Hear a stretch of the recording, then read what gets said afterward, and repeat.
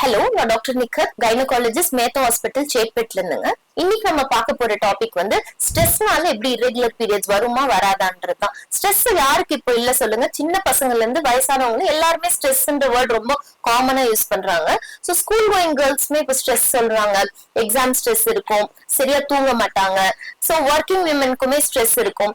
So வீட்ல இருக்கிறவங்க கூட வந்து வீட்டுல ஏதாவது ஒரு பிரச்சனைனால ஸ்ட்ரெஸ் இருக்கும். சோ இது எப்படி irregular பீரியட் காஸ் பண்ணும்னா, நம்ம மூளை தான் வந்து எல்லாமே கண்ட்ரோல் பண்றது. நம்ம ஃபுல் பாடிய எக் ரிலீஸ் பண்றது, பீரியட்ஸ் எல்லாமே கண்ட்ரோல் பண்றது நம்ம மூளை தான்.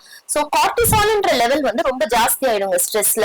சோ அப்போ ஓவுலேஷன் வந்து டிலே ஆகும். ஓவுலேஷன்னா எக் ரிலீஸ் ஆகிறது டிலே ஆகும். டிலே ஆச்சுன்னா they will have an irregular period. So நம்ம ஸ்ட்ரெஸ் இல்லாம நம்மள காமா வச்சுட்டா we will have a regular period. Thank you.